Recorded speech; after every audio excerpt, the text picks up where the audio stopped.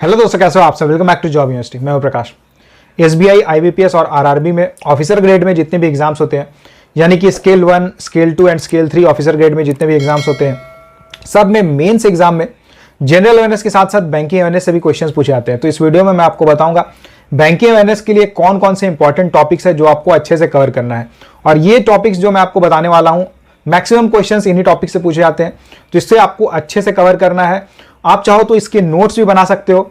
Notes अगर आप बनाओगे तो बहुत बेहतर रहेगा, इसलिए क्योंकि मेंस में बैंकिंग अवेयरनेस से तो क्वेश्चंस पूछे जाते हैं, साथ ही साथ जब आप इंटरव्यू के लिए जाते हो तो इंटरव्यू में सिंस आप बैंक में जॉब करने के लिए आए हो तो बैंकिंग अवेयरनेस से बहुत सारे क्वेश्चंस आपसे पूछे जाते हैं। और अगर आप इंटरव्यू में अच्छे से आंसर करोगे तो ऑब्वियसली आपको मार्क्स ज्यादा मिलेगा एंड आपके सिलेक्शन के चांसेस और ज्यादा बढ़ जाते हैं। तो इसमें अगर आप बैंकिंग अवेयरनेस की प्रिपरेशन अभी अगर आप कर लेते हो तो आप समझ लो कि मेंस के साथ साथ आपकी इंटरव्यू की प्रिपरेशन एक साथ हो जाती है। जनरल अवेयरनेस की प्रैक्टिस के लिए एंड बैंकिंग अवेयरनेस की प्रैक्टिस के लिए कुछ एमसीक्यूज की पीडीएफ मैंने डिस्क्रिप्शन बॉक्स में डाली हुई है, कंप्लीटली फ्री ऑफ कॉस्ट है, तो यहां से आप जाके प्रैक्टिस कर सकते हो। अगर आपने अभी तक पढ़ा हुआ है, बैंकिंग अवेयरनेस के रिगार्डिंग कुछ पढ़ा हुआ है या जनरल अवेयरनेस आपने पढ़ा हुआ है, तो उसके रिगार्डिंग जितने भी एमसीक्यूज है वो आप सॉल्व करके जरूर देखना। अगर बात करें बैंकिंग अवेयरनेस की, तो देखिए बैंकिंग अवेयरनेस में अगेन दो अलग अलग सेक्शन से क्वेश्चंस पूछे जाते हैं। एक होता है स्टैटिक बैंकिंग अवेयरनेस और दूसरा है करंट बैंकिंग अवेयरनेस।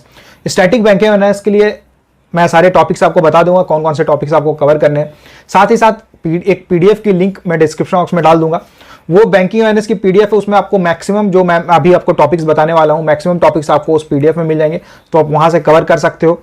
और अगर बात करें करंट बैंकिंग अवेयरनेस की, तो देखिए जो भी आप मंथली पीडीएफ्स वगैरह पढ़ते हो, जैसे अगर आप सपोज अफेयर्स क्लाउड की मंथली पीडीएफ फॉलो करते हो या वीकली पीडीएफ से पढ़ते होगे, या फिर बोल्ट की जो मंथली पीडीएफ आती है, ओली बोर्ड की जो मंथली पीडीएफ आती है बोल्ट के नाम से, उससे अगर आप पढ़ रहे हो तो उसमें आपका बैंकिंग अवेयरनेस कवर हो जाता है, क्योंकि वो पूरा banking awareness, economy awareness, financial awareness and general awareness पूरे सारी चीजें एक ही पीडीएफ में कवर करते हैं, तो उससे आपका पूरा हो जाएगा। अब अगर बात करें कि ये जो पीडीएफ्स है मंथली पीडीएफ है, ये आपको कहां मिलेगी, तो जितने भी मंथली पीडीएफ्स है अभी तक जितनी आई हुई है, या फिर जो वीकली पीडीएफ्स अभी तक आई हुई है, सारी पीडीएफ्स मैंने टेलीग्राम चैनल पे डाली हुई है। और टेलीग्राम चैनल आप ज्वाइन कर लें, टेलीग्राम चैनल के लिंक डिस्क्रिप्शन बॉक्स में आपको मिल जाएगी, वहां आप जाके ज्वाइन कर लेना। वहां आपको सारे पीडीएफ्स एंड जो नोटिफिकेशंस वगैरह आती है, कुछ नई नोटिफिकेशन आती है, साथ ही साथ जितने भी इंपॉर्टेंट बुक्स रहते हैं जो आप नॉर्मली हार्ड कॉपी से पढ़ते होगे, और लेकिन हार्ड कॉपी बहुत महंगी रहती है, हमेशा हर कोई तो अफोर्ड नहीं कर सकते हैं, तो अगर आप पीडीएफ से पढ़ना चाहते हो तो सारे पीडीएफ के लिंक, सारे पीडीएफ्स आपको मेरे टेलीग्राम चैनल पर मिल जाएंगे, तो आप ज्वाइन जरूर कर लेना।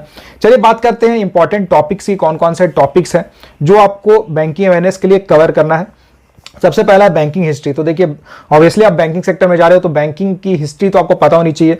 और कुछ कुछ क्वेश्चंस कई बार आपको एग्जाम में भी देखने को मिलते हैं, जैसे इंडिया में फर्स्ट बैंक कौन सी ओपन हुई थी और फर्स्ट इंडियन बैंक कौन सी थी, तो इस टाइप के क्वेश्चंस पूछे जाते हैं। जब आप बैंकिंग की हिस्ट्री पूरे पढ़ोगे तो आपको समझ में आ जाएगा। नेक्स्ट है आरबीआई एंड इट्स फंक्शन। ये आरबीआई एंड इट्स फंक्शन इसलिए जरूरी है क्योंकि आरबीआई सबसे बड़ी बैंक है, आपको पता है। बैंक जितने भी बैंक्स हैं उनके लिए वो एक बैंक है, तो आरबीआई से तो क्वेश्चंस पूछे ही जाते हैं, हर बैंकिंग एग्जाम में क्वेश्चंस पूछे जाते हैं आरबीआई से रिलेटेड।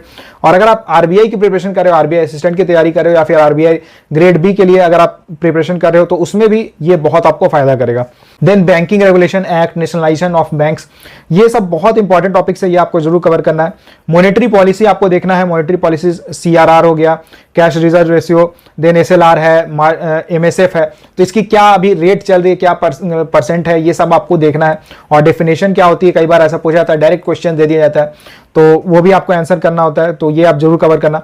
देन एनपीओ हो गया, केसीसी हो गया, नॉन परफॉर्मिंग एसेट्स क्या होते हैं, किसान क्रेडिट कार्ड से रिलेटेड कई बार क्वेश्चंस पूछे जाते हैं, खास करके जो रीजनल रूरल बैंक्स में जो एग्जाम होते हैं उसमें केसीसी से रिलेटेड बहुत सारे क्वेश्चंस पूछे जाते हैं। बैंकिंग ओम्बड्समैन है, तो इससे क्वेश्चंस आपको देख लेना है, ये आप जरूर कवर कर लेना। Then different type of accounts जितने बनते हैं, करंट अकाउंट हो गया, सेविंग्स अकाउंट हो गया, और भी कई तरह के अकाउंट्स बनते हैं, तो वो सब आप देख लेना। डीमेट अकाउंट और क्या क्या अकाउंट बनते हैं वो एक बार आप देख लेना। मनी मार्केट, कैपिटल मार्केट क्या होता है, डेफिनेशन क्या होती है, इसके रिगार्डिंग आप देख लेना। साथ ही साथ प्रायोरिटी सेक्टर क्या होते हैं, प्रायोरिटी सेक्टर लेंडिंग क्या होती है, कई बार इससे क्वेश्चंस पूछे गए हैं। बैंकिंग में जितने भी एब्रेविएशंस रहते हैं इससे बहुत बार क्वेश्चंस पूछे जाते हैं। जैसे एक एग्जांपल के लिए मैं आपको बताता हूं, सीआरआर क्या होता है, एसएलआर क्या होता है, एमएसएफ की फुल फॉर्म क्या होती है, इस टाइप का आपको पूरा देखना है। बैंकिंग एब्रेविएशन की एक कंप्लीट पीडीएफ है, पीडीएफ की लिंक डिस्क्रिप्शन बॉक्स में मैं डाल दे रहा हूं, तो वहां से आप देख सकते हो। फिर इन्फ्लेशन के रिगार्डिंग कई बार क्वेश्चंस पूछे जाते हैं, ये सब बैंकिंग अवेयरनेस का पार्ट है ये, और ये स्टैटिक का पार्ट है, क्योंकि करंट के रिगार्डिंग मैंने आपको बताया कि करंट के लिए जो मंथली पीडीएफ करोगे वहीं से आपका हो जाता है, लेकिन स्टैटिक के लिए आपको इतनी चीजें करनी होती है। इसके बाद financial inclusion and financial regulators India में जो है उनके बारे में आपको जान लेना है। गवर्नमेंट की जितनी स्कीम्स रहती है बैंकिंग रिलेटेड वो आप जरूर देख लेना। साथ ही साथ बैलेंस ऑफ पेमेंट, इसके रिगार्डिंग इससे भी कई बार क्वेश्चंस पूछे जाते हैं एग्जाम में।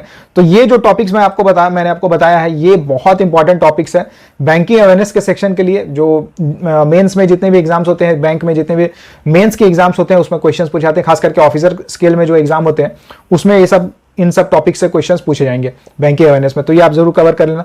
और मैंने जैसा कि आपको बताया कि इसमें अगर आप नोट्स बना लेते हो तो आपको आगे चल के इंटरव्यू वगैरह के लिए भी बहुत फायदा होता है। देखिए आपका टारगेट ये नहीं होना चाहिए कि मुझे केवल प्रीलिम्स क्लियर करना है या केवल मुझे मेंस क्लियर करना है। आपका टारगेट ये होना चाहिए कि मुझे फाइनल सिलेक्शन लेना है, जॉब लेना। और फाइनल सिलेक्शन के लिए इंपॉर्टेंट कि आप प्रीलिम्स भी क्लियर करो, मेंस भी क्लियर करो, और साथ में साथ आपको इंटरव्यू भी क्लियर करना है। क्योंकि आप प्रीलिम्स क्लियर कर लेते हो, मेंस नहीं कर पाते हो तो कोई फायदा नहीं है।